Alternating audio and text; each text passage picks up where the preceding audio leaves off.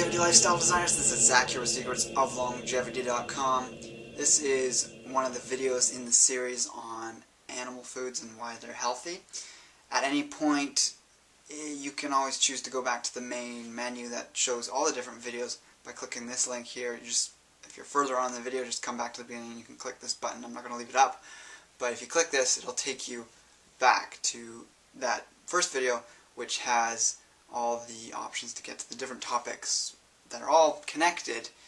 And this topic is on our ancient ancestors and what was the true diet that they were eating. And basically from that we can then get an understanding of what is the diet we were designed to eat.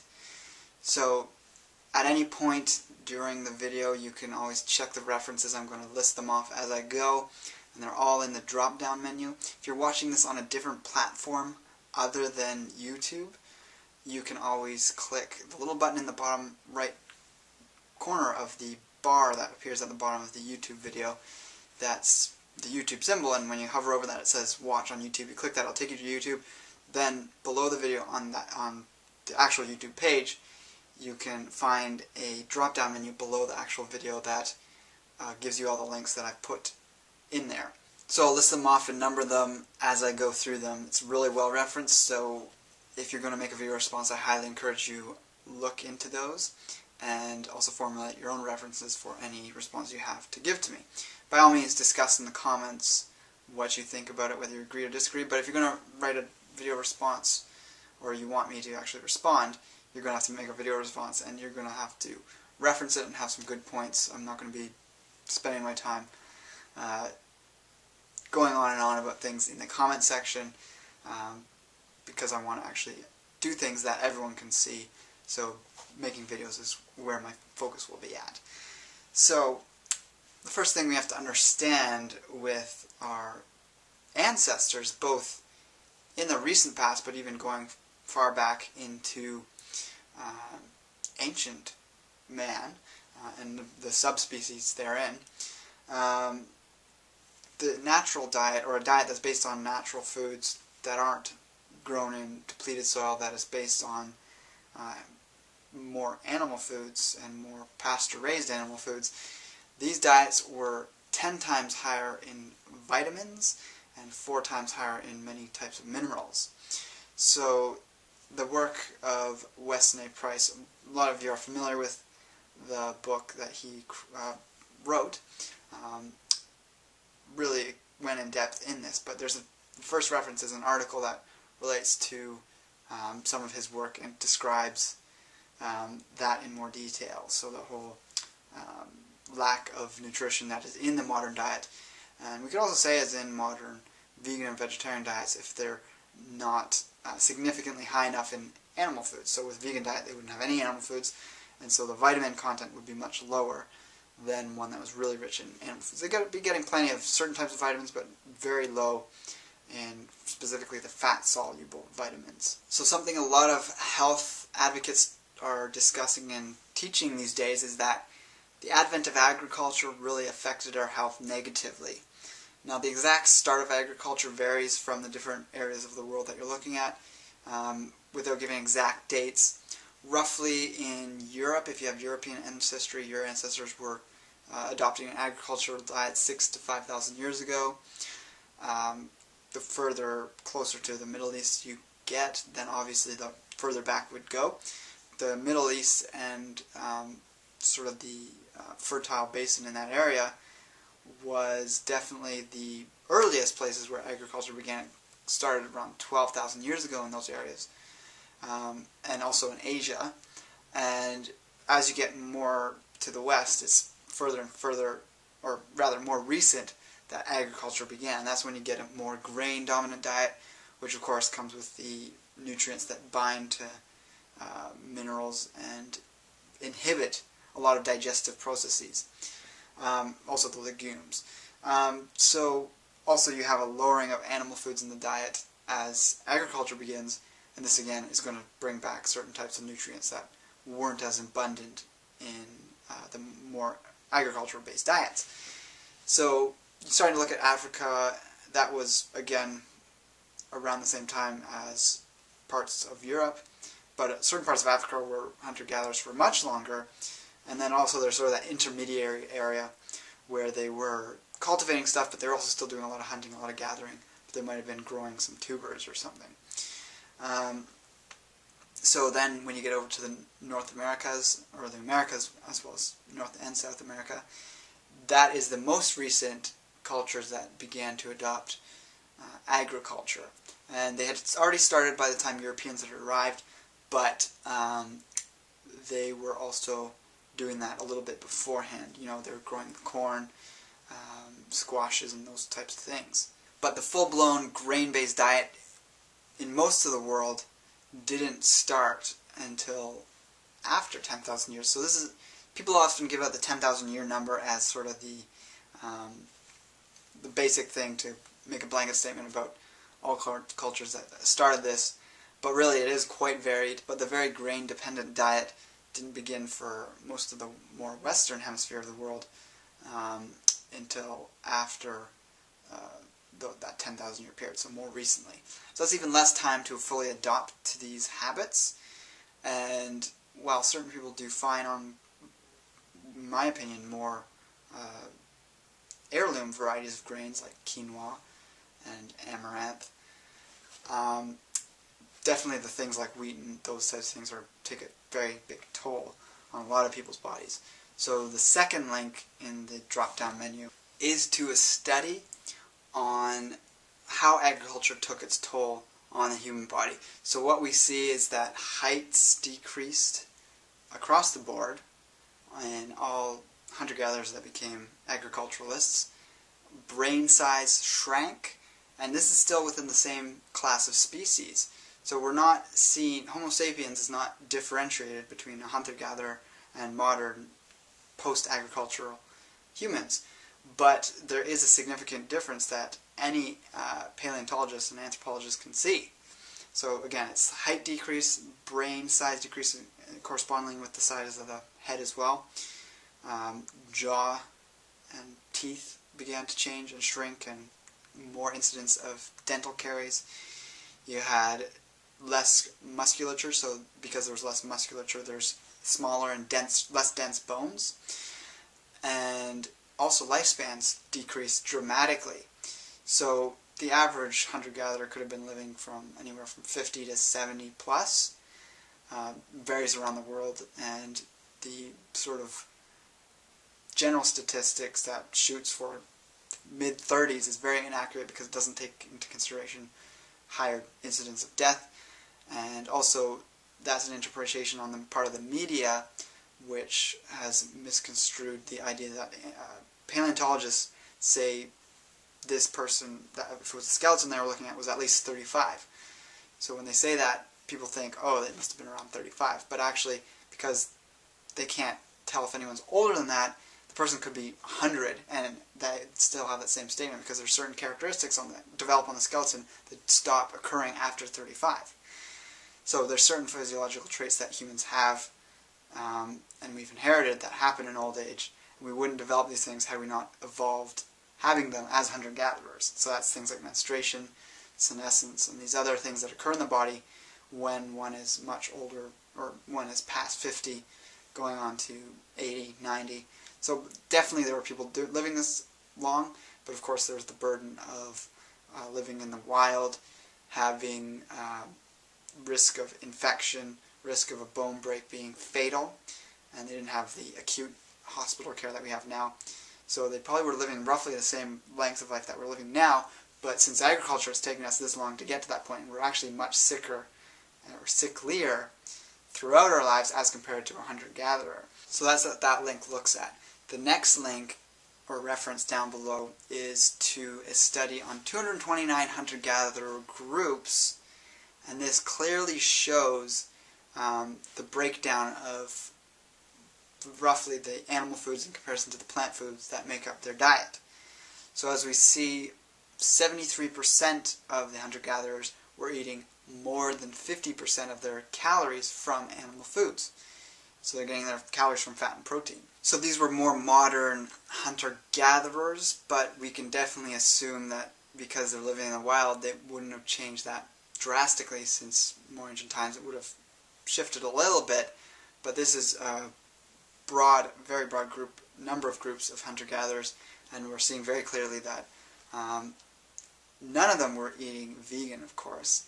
None were vegetarian even, but the ones that were eating more than 50% of their calories from from plant foods were in the minority, the very extreme minority, 13%.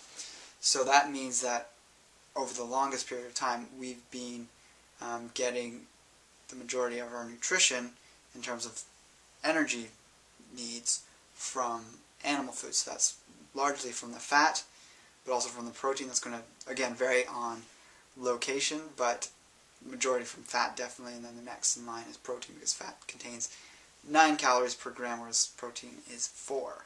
So that's a particular good link to look at because it's the full report or the full study, not just the abstract. It's not always available to get the full study, but this one is I could find online. The fourth link is to a page that describes a whole history of humanity, or our ancestors' diet, broken down in big chunks. And basically I'm going to start with describing our most ancient ancestors and then going forward. People can get very finicky saying, well, if our ancestors from 30 million years ago were eating a certain way and only in the last 2.5 million years we've been eating large quantities of meat, why aren't we eating what our very ancient ancestors were eating? With me personally, I think when we were classified as humans, and that's when we were eating those foods, that is what we were designed to eat. This idea that we could take the diet of our ancestors from 40 million, 30 million, 20 million years ago and think that works fantastically for us is inaccurate, because when you see the drastic differences in physiology that have gone on since then, you know that we're no longer that creature. So going really far back to basically when humans first started to become on the verge of going from like a monkey towards more ape-like was around 65 million years ago. And this was a creature that ate almost entirely insects. Their diet was based on insects. So there is a big span of time after this air time and then when we were eating the majority of our calories from animal foods that we were more plant-based. We were actually never vegan or vegetarian, but we were mostly plant-based for a large period of time. But if we go all the way back, so if someone wants to use that argument of if we go further back we were more vegan or vegetarian, so we should eat that way. But if you were to go even further back, we were insectivore, which is a very high animal-based diet, animal food-based diet. And we could, then even go on to say, well, if we go far enough back, we were plankton and we just lived on the sunlight. But that does get a little bit silly in terms of sounding a bit airy-fairy, if you know what I mean. So the next link down below is actually 2 links that are on the same topic, 2 different sort of methods of research. I believe there was one researcher that was part of both groups. But this was expanding upon research in the 70s on tooth wear analysis. So this was on Australopithecus and some of the other species, and this was around pre-Homo species. So this is, again, that big span of time which is sort of in the open as to what exactly was going on. There's a lot of different subspecies. Some of them were connected to us, some of them are not. Some of these species are common ancestors with chimps and modern-day primates that are around today. And what we see is, yes, the tooth wear shows very smooth teeth, which can be interpreted as a high plant-based diet, but specifically more fruit-dominant diet. But again, that's only the case with one period of time.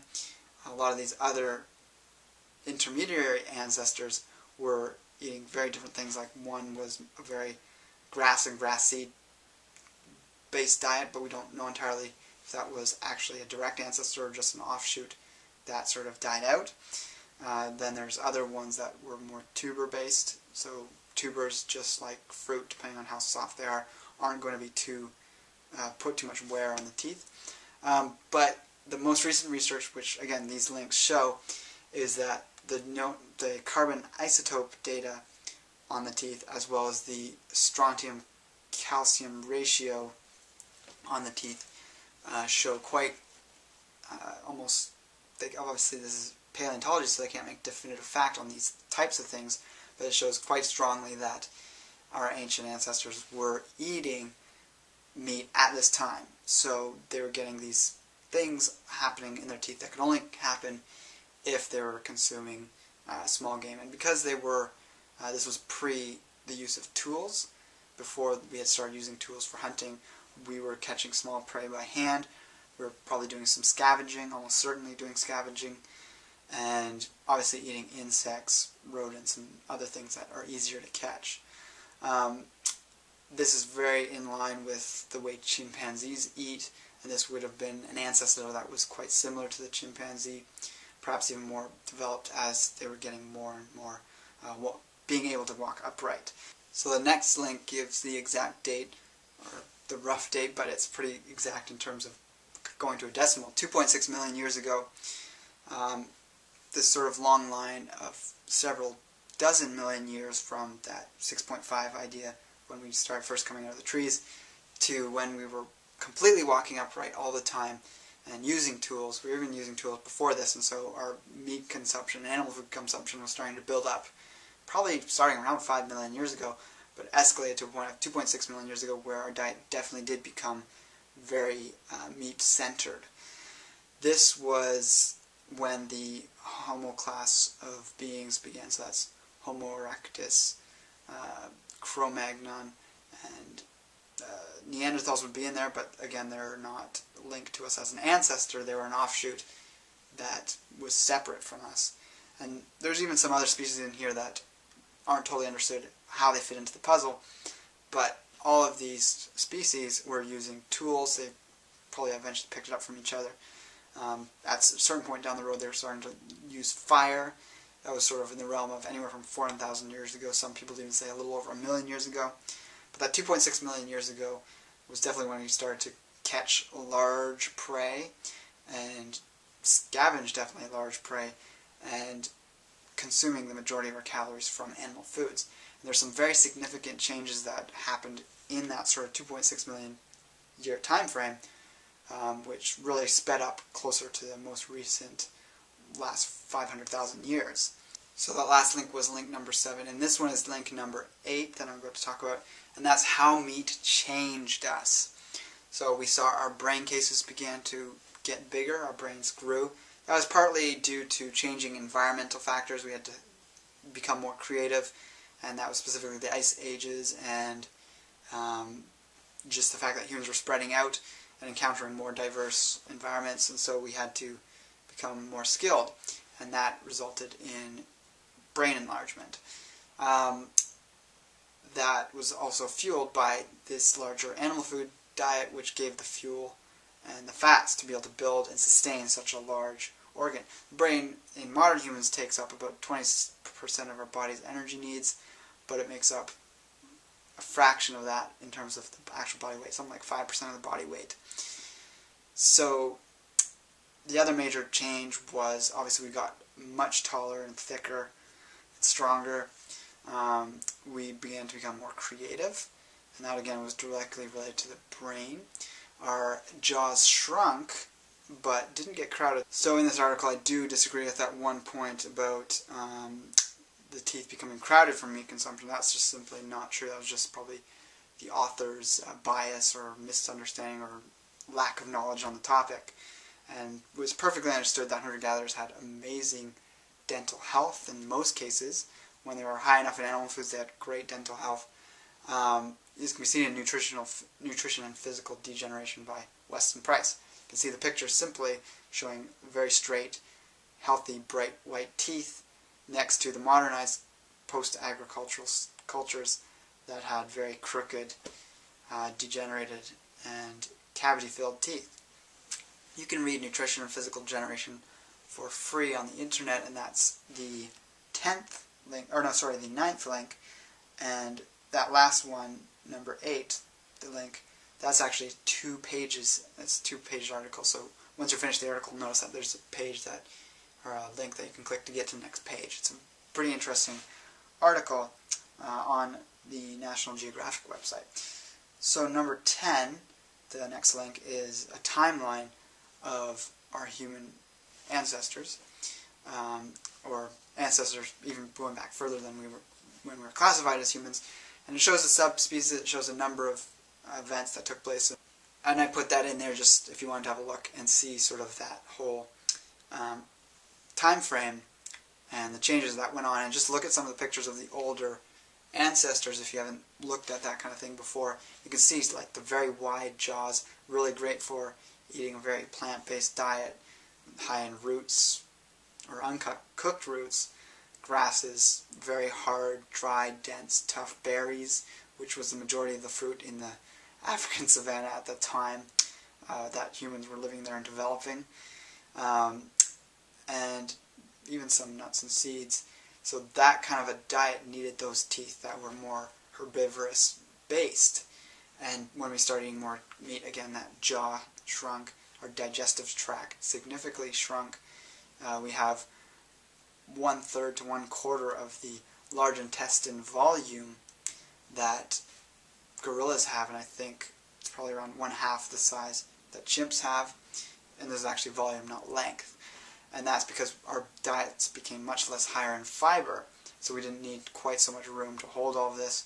And you see gorillas that are eating, they have a very distended abdomen because of they actually have their own microbes to digest such a high in fiber diet, such a high in cellulose diet, and we simply do not have the capacity to be able to digest cellulose. We obviously can chew through a little bit of it with our teeth. Hydrochloric acid can break some of it down, but we do not have cellulase, the enzyme that herbivores have, that termites have, that, and specifically with gorillas and some other primates, they have specific bacteria that break down the cellulase, and humans just don't have that. So link number 11 is the oldest spear, and that was found 400,000 years ago. This is just adding more evidence to the fact that we were definitely hunting big game animals at that time, and we were using stone tools. Again, that 2.6 million years ago, there's evidence of butchering on the leg bones of large zebra-like or horse-like animals, and that advent of the spear would have allowed for the catching of things like woolly mammoths and other massive animals that we chose to eat at that time. And another one is just 1.5 million years ago, and this is the 12th link, is that Paranthropus robustus, one of our possible ancestors, was using bone tools for digging up termites.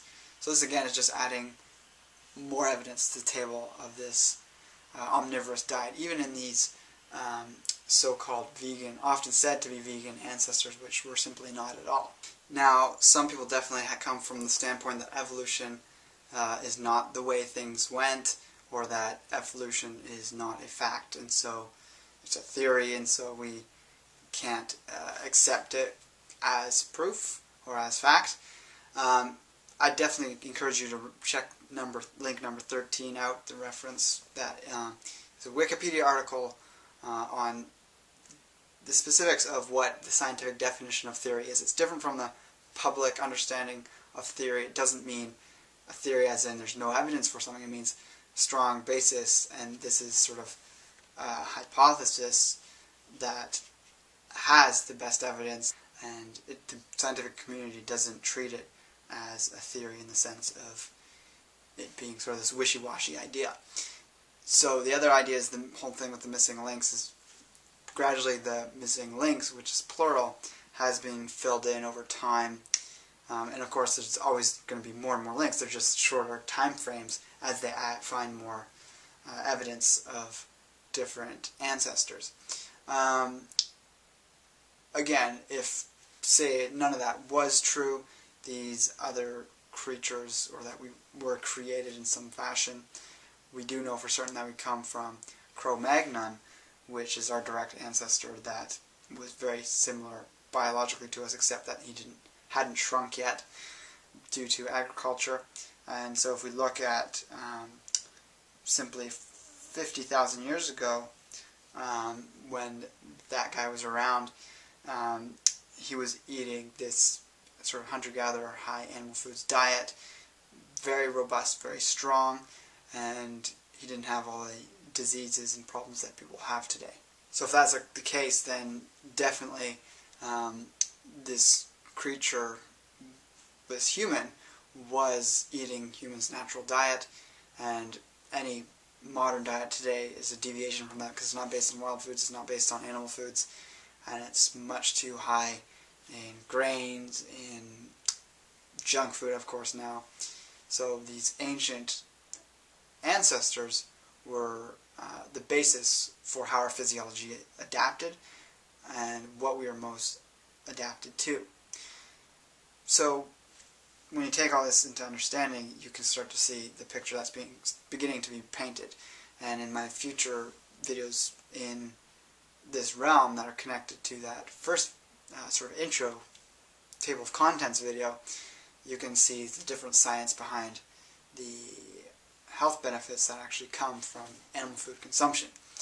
So if you're really enjoying this series, if you're enjoying my videos in general, definitely look into supporting me, whether it's through affiliate links, through booking a consultation with me, or through a donation. You can find links for all those things below. Specifically, the affiliates, a great thing to look into is purchasing some grass-fed, pasture-raised animal foods, whether it's beef, pork, lamb, turkey, even wild-caught Atlantic salmon from more Arctic waters. And these are all very health-promoting, vitamin and mineral-rich foods, and they should make up the majority of your calories if you're wanting to do sort of a diet based on what our ancestors ate, which was what we were designed to eat. Some of the other affiliate links are Surthrival, a great company that has some great products, Hyperion herbs, some of my favorite tonic herbs in extract form, easy to use, add them straight to smoothies, drinks, food, whatever. Also, there's dragondoor.com, a great resource for exercise training, equipment, books and DVDs, and some of the greatest strength conditioning and functional strength practices that you can come across. And then, of course, I mentioned already the links for consultations and donations down there too. So that helps me keep putting out these videos and helps you get the information that you need. So back to the main topic. The next article / reference is to how we started living longer when we began eating meat. So this is comparing our ancestors who are more vegetarian, vegan-based diet to when that transition began to happen where we ate more animal foods, just the changes in lifespan, changes in life quality, changes in robustness that occurred. We became a stronger, healthier, fitter specimen that was well developed and adapted to living in a variety of climates. So link number 15 is one I highly recommend watching, even if you're not trying to create some sort of response to my stance. It's a YouTube video, so I'll also post a link that you can click and it'll open another window right here.